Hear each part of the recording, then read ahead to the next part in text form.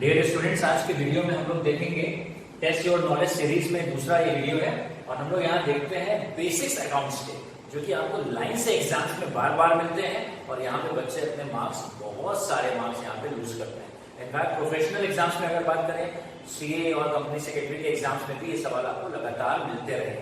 तो ये बेसिक्स आपके मजबूत करने के लिए क्वेश्चन है। देखते हैं, पहला सवाल है fundamental accounting assumptions as per AS1। AS1 क्या है? अकाउंटिंग स्टैंडर्ड्स बहुत सारे हैं, 32 अकाउंटिंग स्टैंडर्ड्स आए, जिसमें से लगभग इस समय 27 प्रिवेल कर रहे हैं। काफी सारे अबॉलिश हो गए, कुछ मर्ज हो गए। तो जो भी अकाउंटिंग स्टैंडर्ड्स हैं उनमें से AS1 है disclosure of accounting policies. AS1 किसके लिए है? Disclosure of accounting policies. तो AS1 के हिसाब से अकाउंटिंग असम्पशंस कौन कौन से? अकाउंटिंग असम्पशंस को बहुत सारे ऑथर्स ने बताया है कि अकाउंट्स के जो 14-15 कंसेप्ट हैं, going concern, money measurement, separate entity, उनमें से अलग अलग ऑथर ने 3-4 अकाउंटिंग असम्पशंस सजेस्ट करे हैं। AS1 के हिसाब से अकाउंटिंग असम्पशंस क्या है, ये बहुत इंपॉर्टेंट है। तो AS1 अकाउंटिंग स्टैंडर्ड 1 के हिसाब से there are 3 basic accounting assumptions. India में कहीं भी अकाउंटिंग को ये माना जाएगा कि वो अकाउंटिंग असम्पशंस या अकाउंटिंग कंसेप्ट लगे हैं। कौन से 3 है? पहला है गोइंग कंसर्न कंसेप्ट, दूसरा है कंसेप्ट ऑफ कंसिस्टेंसी और तीसरा है अक्रूवल कंसेप्ट। ये तीनों क्या होते हैं, इसके ऊपर पहले में सेपरेट वीडियो दे चुके हैं अकाउंटिंग कंसेप्ट्स का। फिलहाल सवाल है fundamental accounting assumptions as per AS1। AS1 के हिसाब से अकाउंटिंग असम्पशन कौन कौन से हैं? 3 हैं। आप कोड बना लेंगे GCA, गोइंग कंसर्न कंसेप्ट। चलिए इसको भी बात ही कर लेते हैं अभी। गोइंग कंसर्न कंसेप्ट कहता है once we start a business we assume business is forever. जब भी हम कोई बिजनेस शुरू करते हैं तो हम ये मान के चलते हैं बिजनेस लंबे समय तक चलता रहेगा। कंसिस्टेंसी, कंसेप्ट ऑफ कंसिस्टेंसी ये कहता है कि अकाउंट्स बनाने के बहुत सारे मेथड्स या पॉलिसीज हो सकते हैं। बहुत सारे पॉलिसीज या मेथड में से कौन सा मेथड चूज करना है ये हमें बहुत सोचना चाहिए।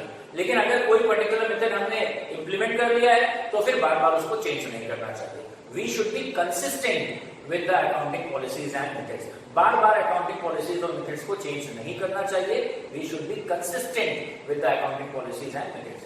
और अकाउंटिंग का एक और कंसेप्ट है अक्रूवल कंसेप्ट। अक्रूवल कंसेप्ट ये कहता है कि किसी भी बिजनेस में अकाउंटिंग होनी चाहिए on the basis of timing.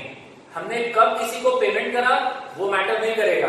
अगर हमने किसी से आज 1 महीने से काम करवा लिया है तो हमें सैलरी को एक्सपेंस दिखाना चाहिए अपने बुक्स में, भले ही हमने उसको सैलरी नहीं पे करी है तो वो लायबिलिटी आउटस्टैंडिंग के नाम से आएगी। मींस करंट ईयर से रिलेटेड सारे खर्चे, सारी इनकम शो हो जानी चाहिए, भले उनका कैश में इन्वॉल्वमेंट अभी हुआ हो या ना हुआ। हमने 1 महीने इलेक्ट्रिसिटी यूज करी तो इलेक्ट्रिसिटी का एक्सपेंस PL के डेबिट में आ जाना चाहिए, भले ही हमने बिजली का बिल अगर अभी नहीं पे करा है तो कोई बात नहीं, वो लायबिलिटी आउटस्टैंडिंग के नाम से आएगा। तो अक्रूवल कंसेप्ट कहता है करंट ईयर से रिलेटेड सारी इंफॉर्मेशन हमारे बुक्स में होनी चाहिए, भले ही कैश का इन्वॉल्वमेंट हुआ हो या ना हुआ हो। थोड़ा और आसान कर ले, अक्रूवल कंसेप्ट ये कहता है we should exist accrued, unaccrued, prepaid, outstanding, then we should finalize our accounting। अपने हिसाब किताब को फाइनल करने से पहले हमें 4 चीजों का ध्यान रखना चाहिए, ये कहता है अक्रूवल कंसेप्ट। कौन से 4 चीजें हैं? Outstanding, prepaid, accrued, unaccrued. We should incorporate the involvement of all 4 things. इन चारों चीजों को अपने अकाउंट्स में इन्वॉल्व कर लेना चाहिए, तब सही प्रॉफिट लॉस और सही फाइनेंशियल पोजीशन पता चलेगी। ये कहता है अक्रूवल कंसेप्ट। फिलहाल सवाल क्या था? Accounting assumptions, fundamental accounting assumptions कौन कौन से as per AS1? Going concern concept, concept of consistency और अक्रूवल कंसेप्ट। और अक्रूवल कंसेप्ट कहता है we should incorporate outstanding, prepaid, accrued और अनअक्रूड, इनका एडजस्टमेंट कर लेना चाहिए ताकि हमको सही प्रॉफिट लॉस और फाइनेंशियल पोजीशन पता चले। The assets are classified as per current assets and fixed assets as per. बेहतरीन सवाल है। एसेट्स को बचपन से सुनते आ रहे हैं आप, करंट एसेट्स और fixed assets. The asset what we acquire for the long term uses, fixed assets, and the assets which are already in the form of cash or which can be converted into cash near future, these are current assets। लेकिन current asset और fixed assets का classification किस basis पर हुआ? कौन सा concept कहता है? Going concern concept. तो याद रखेंगे फिक्स्ड एसेट्स और करंट एसेट्स ये जो टर्म यूज हुए हैं on the basis of going concern concept. Going concern concept कहता है कि हम ये मान के चल रहे हैं बिजनेस लंबे समय तक चलेगा, तो कुछ ना कुछ एसेट ऐसी भी है जो लंबे समय तक चलेगी, उनका नाम देंगे फिक्स्ड एसेट। और वो एसेट जो जल्दी ही यूज हो जाएगी, जिसका कैश में कन्वर्जन हो जाएगा, वो करंट एसेट। तो करंट एसेट और फिक्स्ड एसेट ये टर्म कौन सा अकाउंटिंग कंसेप्ट ने दी है हमको? गोइंग कंसर्न कंसेप्ट है।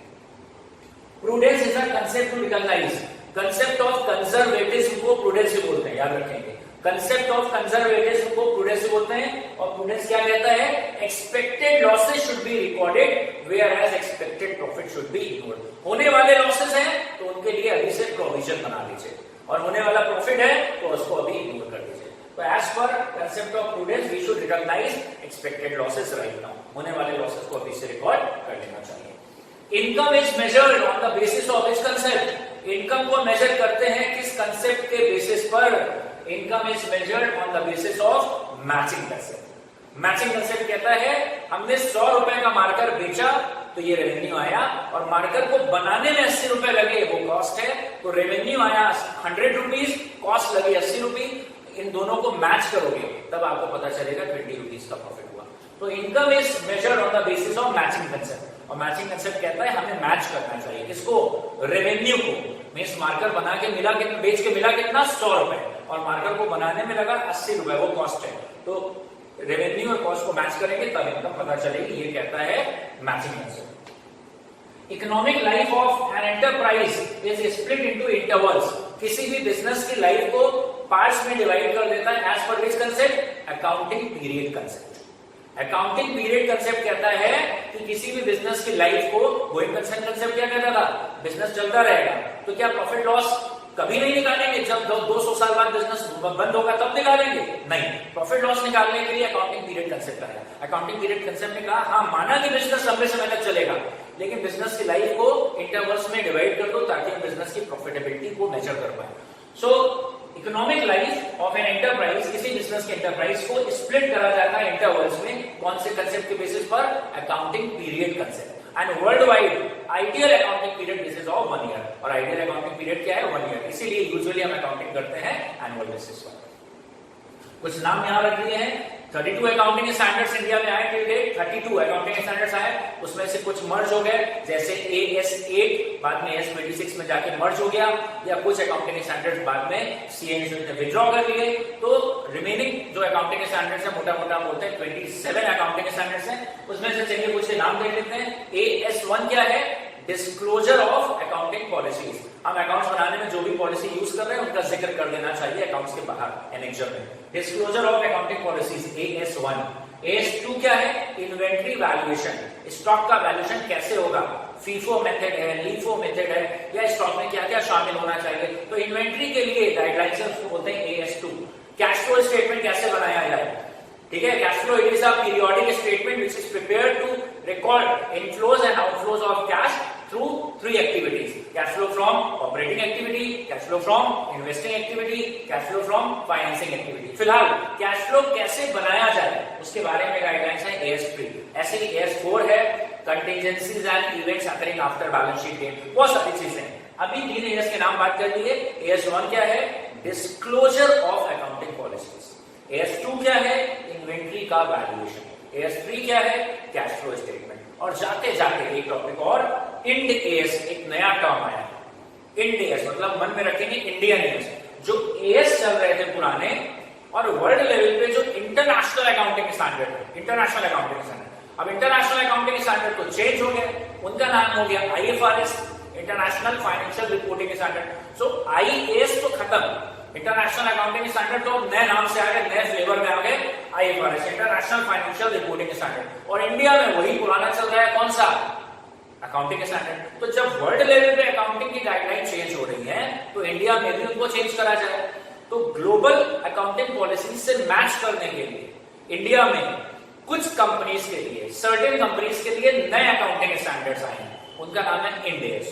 बात समझिएगा, अकाउंटिंग स्टैंडर्ड इंडिया में जो थे वो एज इट इज है, वर्ल्ड लेवल पे जो इंटरनेशनल अकाउंटिंग स्टैंडर्ड्स थे वर्ल्ड लेवल पे वो खत्म हो गए, और इंटरनेशनल अकाउंटिंग स्टैंडर्ड को नए तरीके से प्रेजेंट करा गया, किस नाम से, IFRS। तो वर्ल्ड लेवल पे अकाउंटिंग स्टैंडर्ड चेंज होके IFRS के नाम से आ गए। तो इंडिया में भी तो चेंजेस की रिक्वायरमेंट है क्योंकि ग्लोबल अकाउंटिंग प्रैक्टिसेस चेंज हो रही है। तो इंडिया में कुछ कंपनीज के लिए, सबके लिए नहीं, कुछ कंपनीज के लिए specially NBFCs, non banking financial companies, non banking financial company जैसे LIC हो गया, NBFCs के लिए, कुछ सिलेक्टेड NBFCs के लिए नए अकाउंटिंग स्टैंडर्ड लाए गए हैं IFRS को देखते हुए।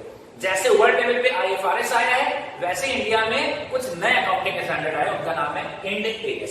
So this is all for this particular segment. I hope कि आप वीडियोस लगातार देख रहे हैं, लगातार टेस्ट में बने रहिए, अपने नॉलेज को अपडेट करते रहिए। Thank you for watching this video. God bless.